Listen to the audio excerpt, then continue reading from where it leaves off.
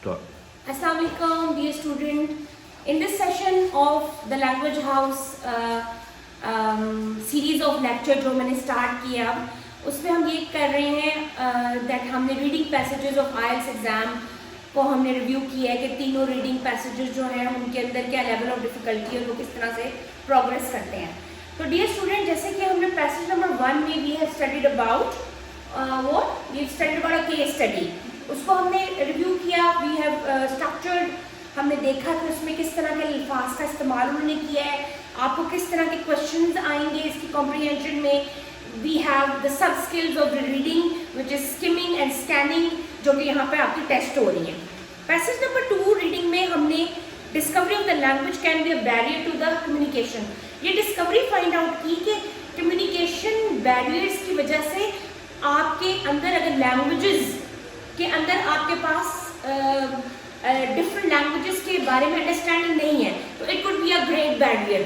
ठीक है. और दुनिया में क्योंकि अब ग्लोबल वर्ल्ड बन गया है, तो अब उसके लिए फिर आपने क्या देखा कि उन्होंने बताया कि अब लोगों ने in the light of these experiences अब वो क्या कर रहे हैं कि अपनी हर रिसर्च को डिफरेंट जुबानों में they are going to publish, ताकि more people like European, German, Chinese, Americans, Britain, all the people living in Asia even वो से बेनिफिट ले सके.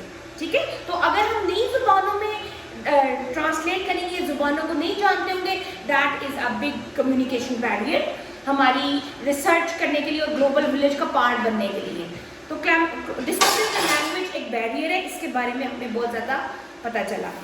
सेकेंड पैराग्राफ की जो आपके रीडिंग पैसेज के क्वेश्चन थे उसमें आपने मल्टीपल चॉइस किया, अपने वर्ड्स में आपने चीज़ों को डिस्क्राइब करना था. लेवल ऑफ डिफिकल्टी थोड़ी सी बढ़ गई. इसमें आपका थोड़ा सा राइटिंग स्टाइल भी चेक होगा कि if you understand the concept well, are you able to describe them और are you able to write them in your own words.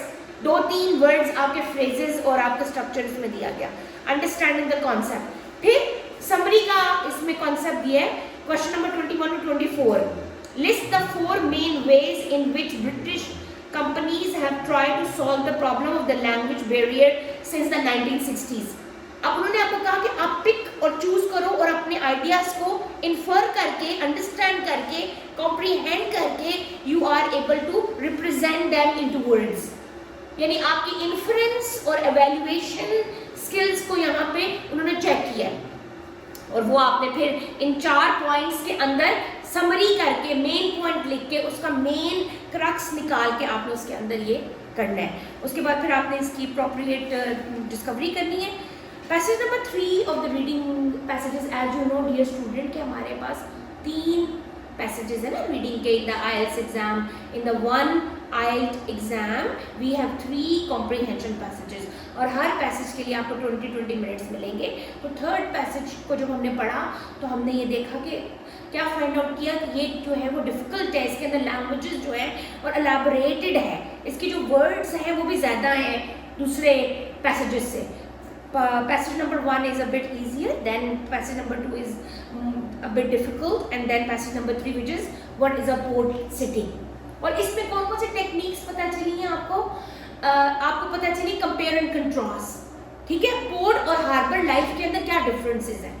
ठीक है. पोर्ट लाइफ क्या होती है, हार्बर लाइफ क्या होती है. तो the skill of compare and contrast is being practice there.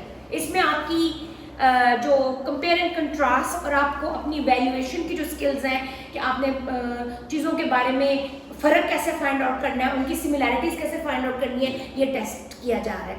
अच्छा नहीं, उसके साथ के क्वेश्चंस देख लीजिए. Question number 31 to 34.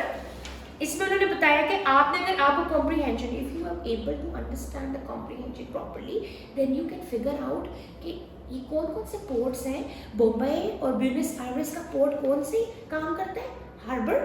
Hong Kong and Salem का, इस्तांबुल और जकार्ता. सो उन्होंने ये चेक करना है कि आपने जब एक एलैबोरेटेड इंफॉर्मेशन पढ़ी तो क्या आप फाइंड आउट कर सके कि कौन सा पोर्ट किस तरह के कैरेक्टरिस्टिक्स रखता है. See, so now you are going to infer, summarize and evaluate and able to compose your answer.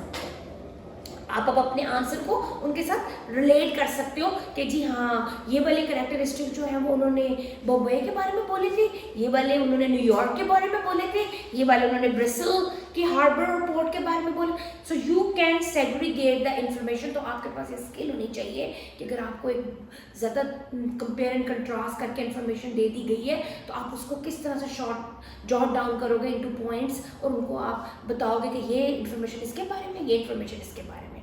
So this is again another skill.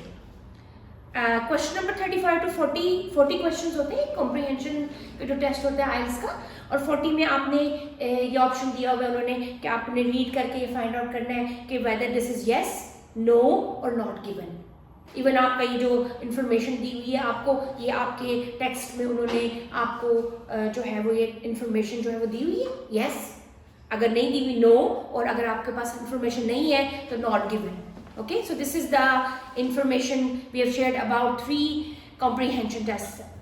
Please do visit the language house अगर आपने हमारे पास enroll करना है for IELTS spoken exam। हम in person और online classes देते हैं, और हमारे जो वेबसाइट को विजिट कर लीजिए। Do like share and subscribe the channel ताकि मज़ीद बच्चे जो दूर बैठे हुए हैं जिनके पास इन्फॉर्मेशन नहीं वो इससे फ़ायदा उठा सकें। Thank you so very much.